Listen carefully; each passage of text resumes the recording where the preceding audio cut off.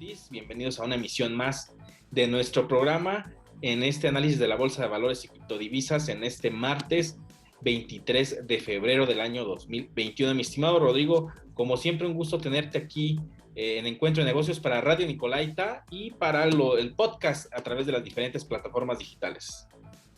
Muy buenas tardes, mi estimado Brian, un gusto una vez más poder estar aquí contigo.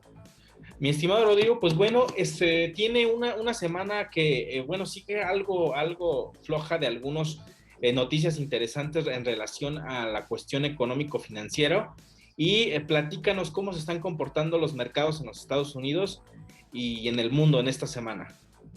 Así es, mi estimado Brian, hemos tenido semanas falta de información, muy concentradas en ciertos temas muy particulares, ya los abordaremos más adelante. Entonces nos está faltando ahí información, un poco más de noticias, un poquito más de especulación en los mercados. Sin embargo, pues tanto la bolsa mexicana ha tenido una ligera subida el día lunes y ya trae toda una semana a la alza, ligera, pero pues ahí va.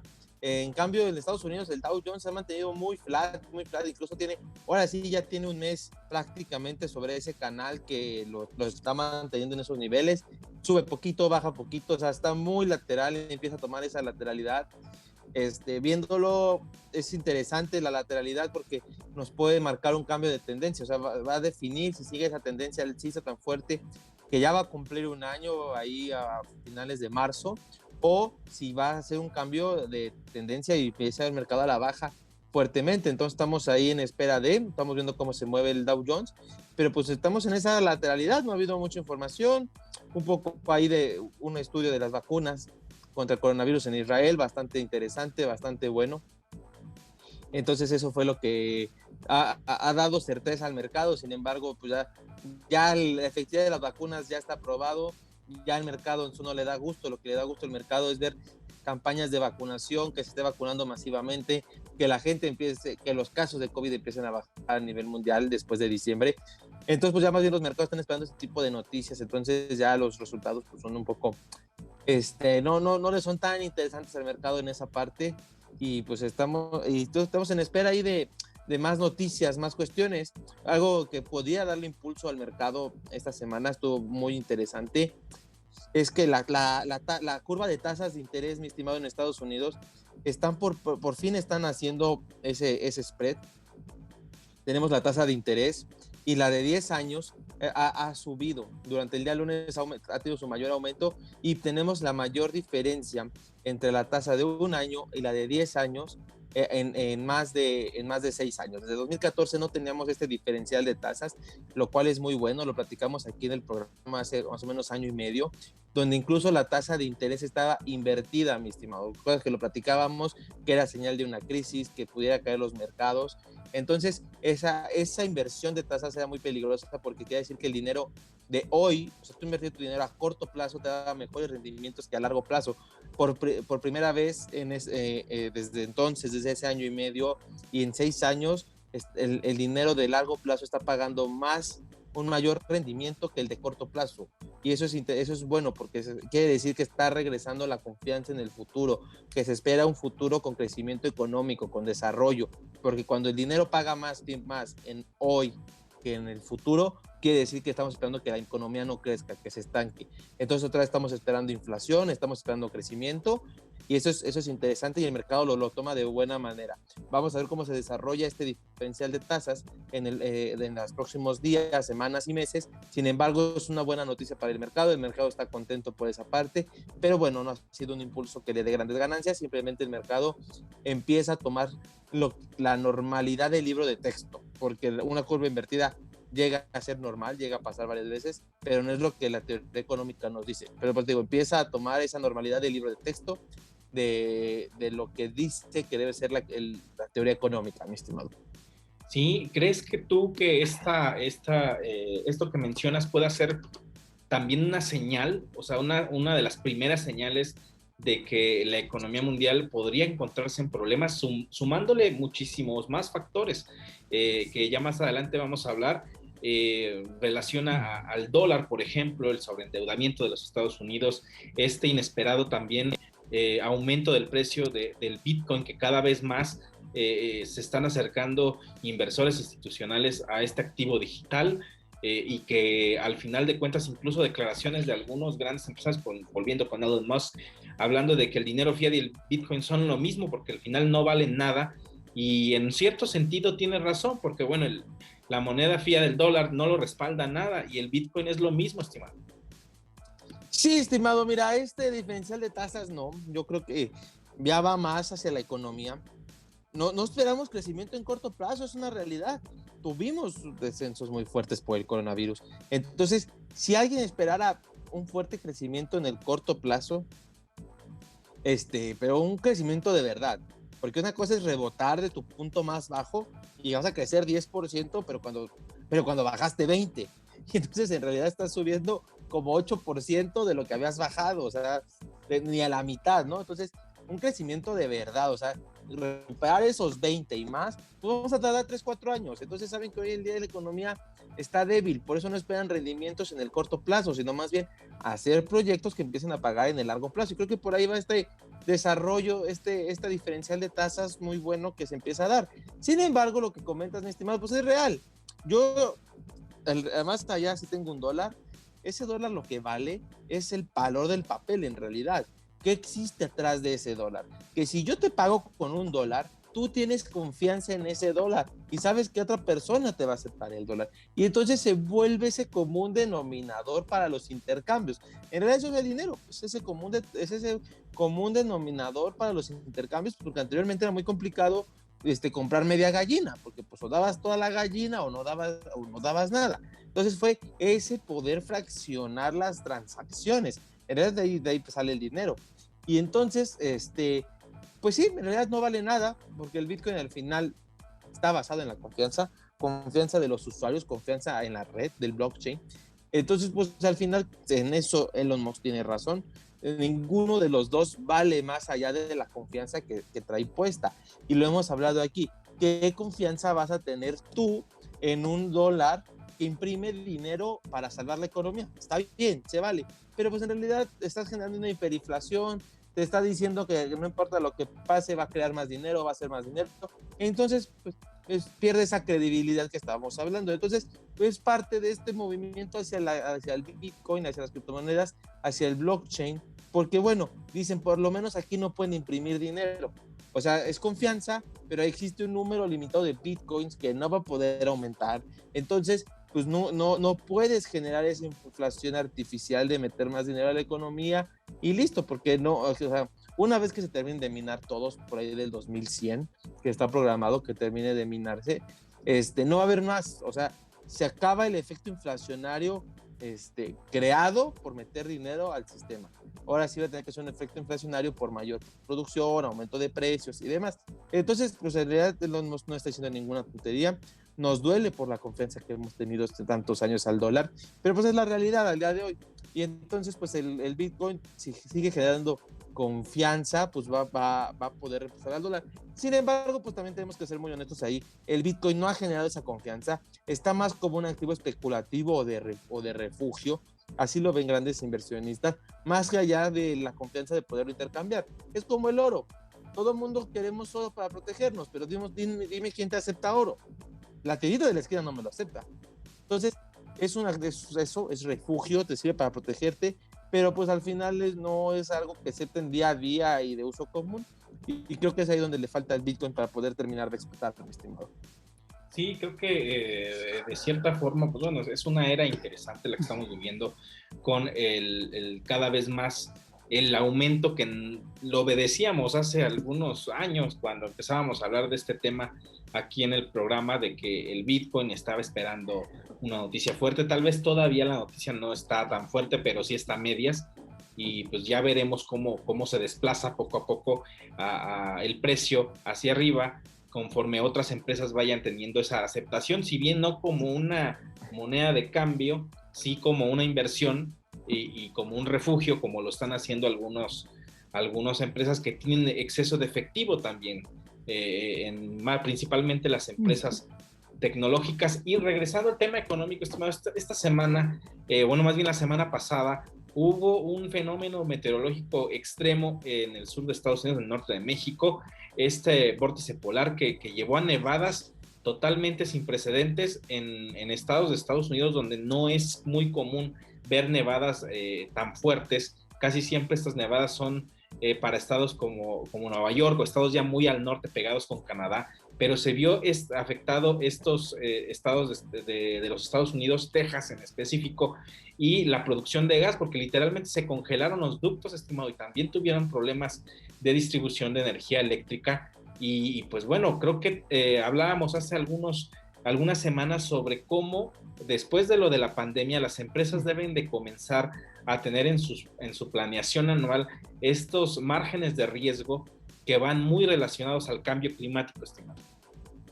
Sí, estimado, mira, nada más para terminar el comentario de lo que decías anteriormente, hoy en día lo que sobra en el mercado es dinero. Esa es la realidad, sobra dinero.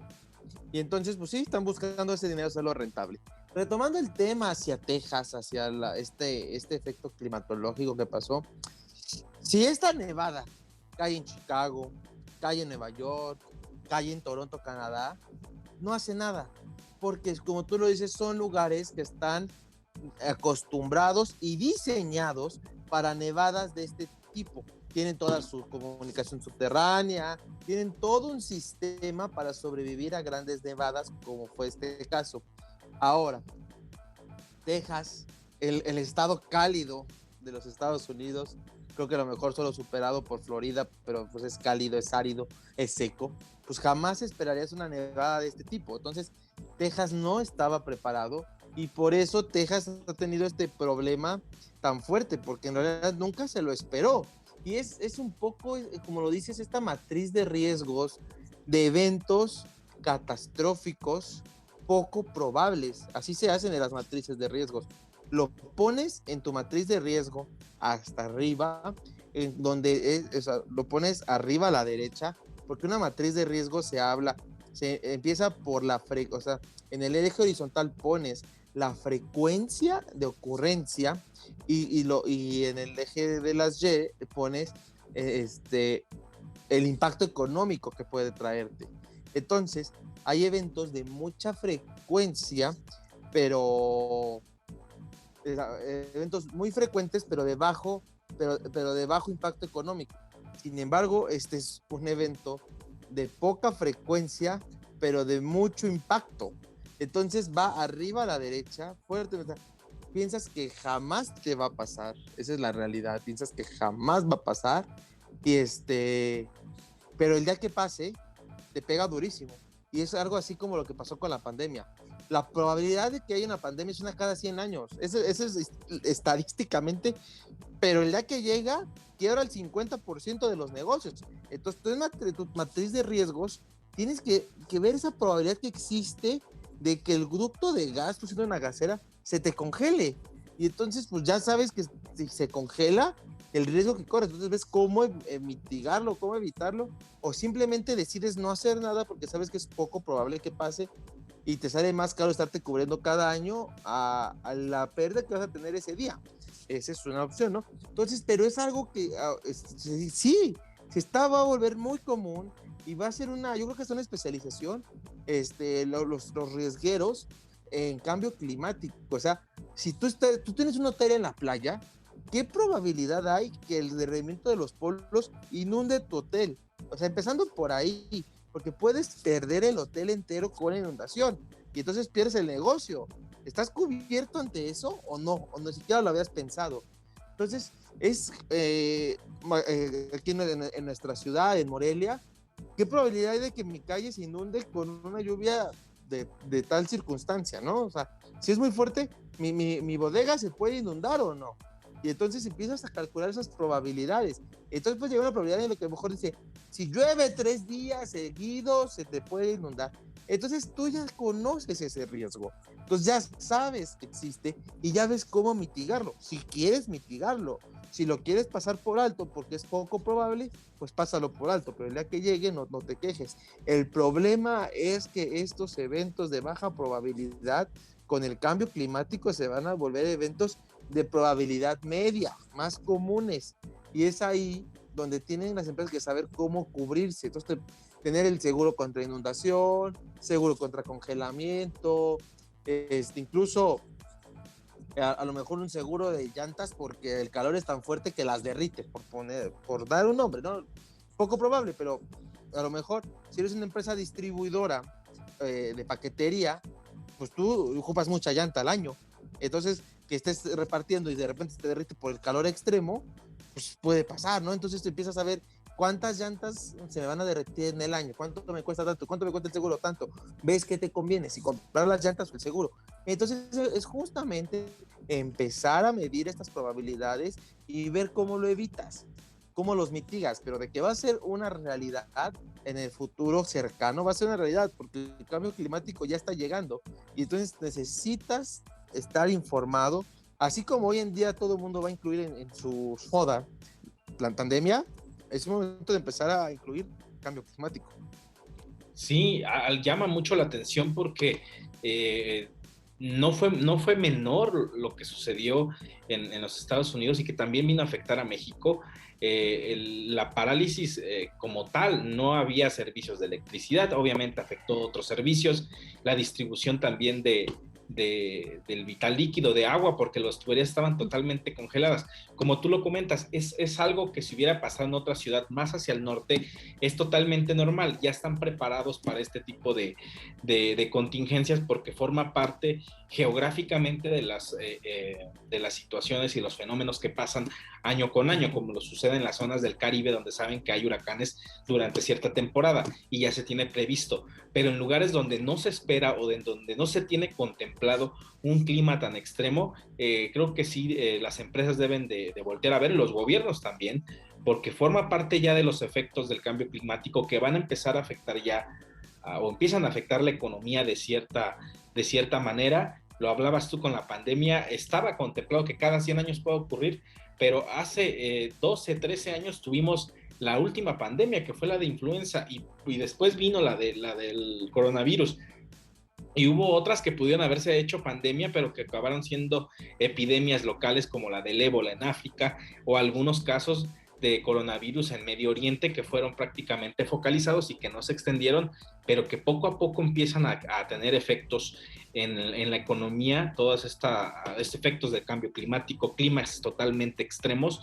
Y me llamó la atención porque lo hablábamos hace algunas semanas y lo mencionaste muy puntualmente de que las empresas van a tener que contemplarlo en su planeación cada año y que los climas extremos, las cuestiones de enfermedades que puedan surgir, epidemia o una pandemia, y pues bueno, vino a darse esta situación y lo escuchaba con una lista en la mañana, era una situación que nadie se esperó, y menos en esa región geográfica del mundo donde no se espera que lleguen nevadas totalmente extremas, estimado, algo que bueno, nos pone a pensar y pone a pensar a todos como también como sociedad, porque de cierta forma también nos afecta de manera directa o indirectamente.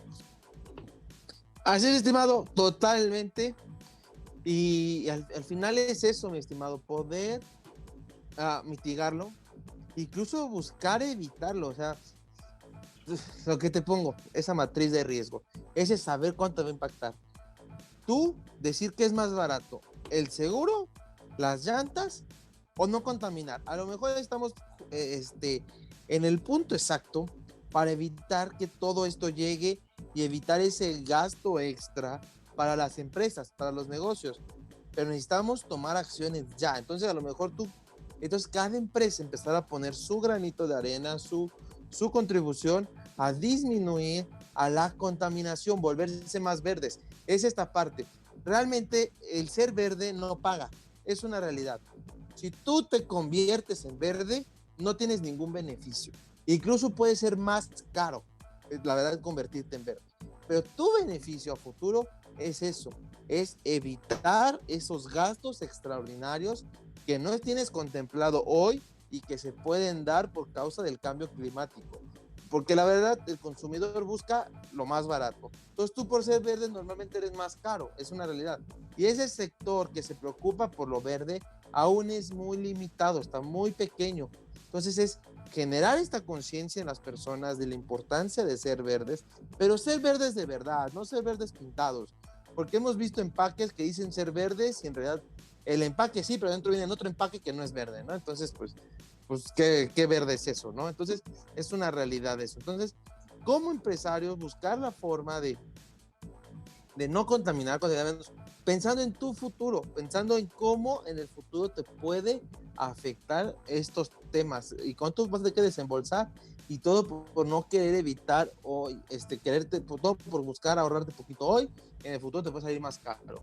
Pero también como consumidor tenemos que ser conscientes y consumir productos más ecológicos. Si no, también como consumidores, ¿para qué nos quejamos si nosotros mismos no vamos a estar apoyando este tipo de estrategias, este tipo de empresas o castigando al que contamine? Es una realidad. Sabemos de empresas que contaminan, pero pues venden más barato, y entonces compramos ahí. Entonces, es un trabajo de empresario y consumidor, mi estimado. Así es algo que la responsabilidad social de las empresas es algo que ya debe de tomarse un poco más en serio y que no puede ser solamente responsabilidad de las empresas como tal. Creo que también es una responsabilidad del gobierno, responsabilidad de la sociedad que puede hacer en conjunto para que en el futuro obviamente el planeta no se vea tan afectado y al final de cuentas no suframos esas consecuencias, estimado. Y para cerrar un poco, un último comentario, porque ya vamos a tener nuestro próximo podcast sobre criptodivisas, estimado. El Bitcoin está teniendo un repunte interesante, tuvo una pequeña corrección, pero ya se acerca a los $60,000. ¿Cómo ves este comportamiento? Y es algo que están hablando incluso ya los medios convencionales. Así es, mi estimado. Mira, vamos a ponerlo con fecha, porque la verdad, cada vez que hablamos del Bitcoin, hablamos de volatilidad, de altos movimientos, y cuando estén escuchando esto, dicen, es que eso no fue así, o ya estaba muy diferente. Sí, por eso, con fecha. Al cierre del lunes, que tuvo durante el lunes una caída muy fuerte del 10% más o menos en su precio, que como lo digo, depende cómo lo quieras ver. Lo hemos platicado aquí y más en este año.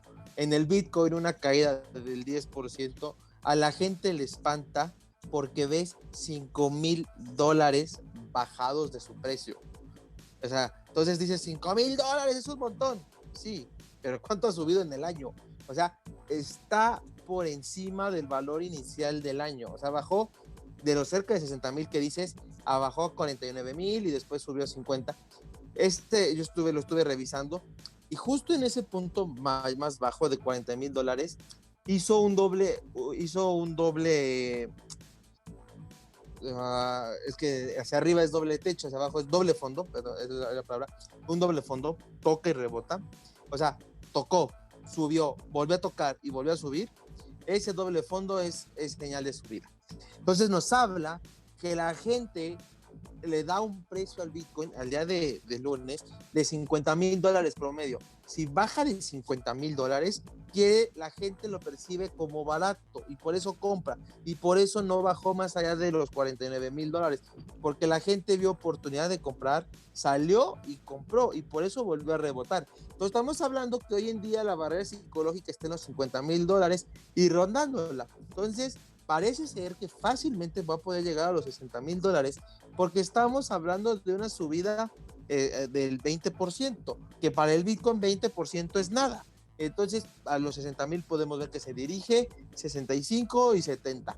Yo siempre lo he dicho, yo cada 10,000 reviso posiciones, reanalizo cómo está, ver cómo va, porque no lo repito aquí, es un activo de alta volatilidad, alto riesgo. Entonces las decisiones del Bitcoin se toman al momento, o sea, instantáneas. Hay que estarlo cazando porque es su naturaleza. Pero entonces, a pesar de esa corrección, lo sigo viendo rondando los $50,000, y yo creo que todavía este rally, por esa señal de doble fondo, no se va a acabar, por lo menos no pronto, por lo menos una semana no. Pero esto no quiere decir que va a subir toda la semana. Simplemente yo creo que en la semana no va a bajar de los $50,000. Sin embargo, no estoy diciendo que va a subir. Ocupa otra vez un impulso, y quien era su principal impulsor dice que lo ve caro. Estamos hablando de Elon Musk, salió a decir eso, que ve a Ethereum y Bitcoin caro.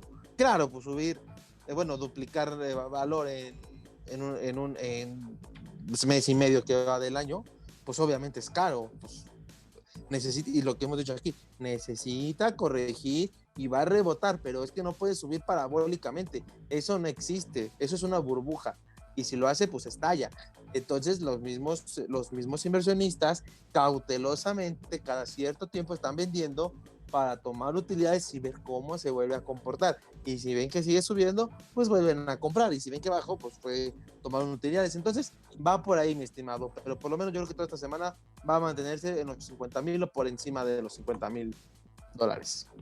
Así es, mi estimado. Pues bueno, llegamos a la parte final del programa. Algo muy, muy interesante durante esta semana. Y pues nos escuchamos aquí en Radio Nicolaita el próximo martes, estimado. Y con más información sobre criptomonedas también en nuestro podcast en Encuentro de Negocios. Muchas gracias, estimado. Y de esta forma llegamos a la parte final de Encuentro de Negocios. Nos escuchamos el próximo martes a través del 104.3 de FM Radio Nicolaita. Soy Brian Ramírez. Recuerde también, síganos a través de nuestro podcast. Hasta la próxima.